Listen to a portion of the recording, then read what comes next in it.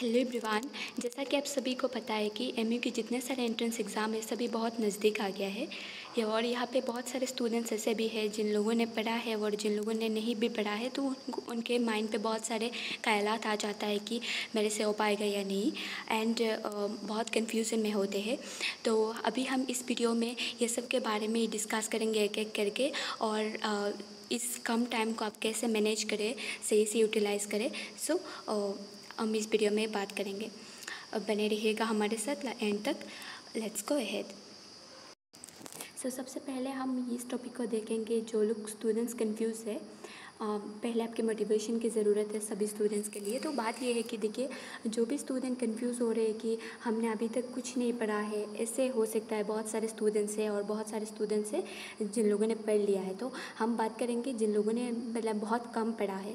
तो देखिए, जिन लोगों ने पढ़ा भी है या नहीं भी पढ़े हैं, तो आपको एकदम चिल रहना है। ऐसा नहीं कि ना पढ़ के एकदम चिल रहना है, पढ़ना है, लेकिन ये बात नहीं सोचना है कि एग्ज़ाम आएगा तो मतलब एग्ज़ाम में बहुत हार्ड आ जाएगा तो मैं अटेम्प्ट नहीं कर पाऊँगा। तो ये बात को जहन से हटा लेना है और एकदम मतलब जो भी आपके सिलेबस है एक एक टॉपिक को अच्छे से कवर करना है। ओके, सो और वैसे भी कुछ नहीं होने वाला है अगर आप टेंशन करेंगे। तो जिन लोगों ने पढ़ा नहीं है वैसे भी कुछ नहीं होने वाला है कि मतलब पढ़े नहीं है तो इस टाइम में पढ़ के हम आगे चले जाएंगे। ये हो सकता है कम टाइम में पढ़ के आगे जा सकते हैं, लेकिन न्यूली उतना कुछ नहीं पढ़ना है। जितना पढ़ लिए है आपने उसके ऊपर मतलब जोर डालना है, इन द सेंस उसको बार बार रिविज़न करना है। ओके, सो अब हो गया जिन लोग स्टूडेंट्स कन्फ्यूज थे या फिर जो लोग पढ़े हैं उनको कैसे डील करना है। ओके,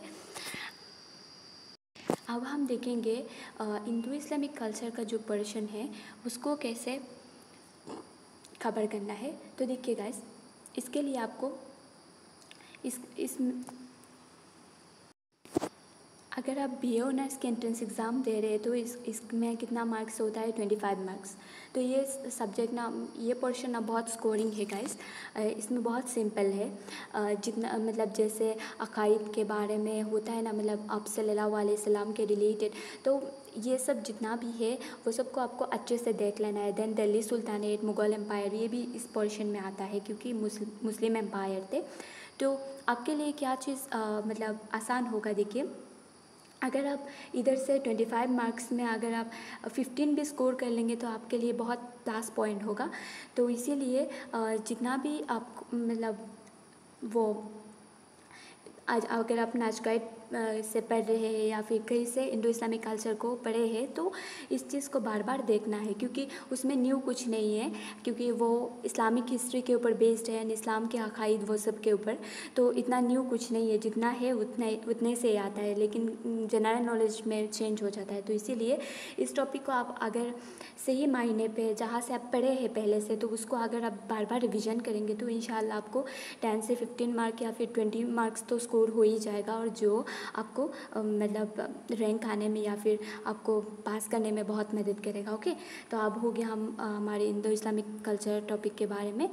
अभी हम बात करेंगे importance of last year question paper. देखिए गाइस, ये बहुत ही एक इम्पॉर्टेंट बात है कि लास्ट ईयर के जितने 10 ईयर्स की ऑलमोस्ट मतलब आप आपको क्या करनी है, 10 साल का मतलब आपको क्वेश्चन पेपर उठा लेना है और उधर से हर एक क्वेश्चन को आपको बार बार देखना है। अगर आप फ़ोन में देख के वो कर रहे सॉल्व कर रहे हैं, लेकिन करके जाना है, या फिर कॉपी पे जैसे आपको सही लगे वैसे आपको मतलब सॉल्व करके ही जाना है, ताकि आपके एग्ज़ाम में अगर यहाँ से कोई एक क्वेश्चन रिपीट हो तो आपके लिए दिक्कत ना हो सॉल्व करने में, आसानी में जैसे आप सॉल्व कर पाए। ओके, तो इसीलिए आपको 10 साल के क्वेश्चन पेपर को देखना, ये बहुत इंपॉर्टेंट है क्योंकि गाइस एक ना एक क्वेश्चन रिपीट होता ही होता है। ऐसा नहीं कि मतलब 4-5 क्वेश्चन हो जाएगा, हो सकता है 4-5 भी होगा या फिर 2 भी होगा, लेकिन होगा रिपीट। ओके, तो आपको ये बात को बहुत ही ध्यान रखनी है और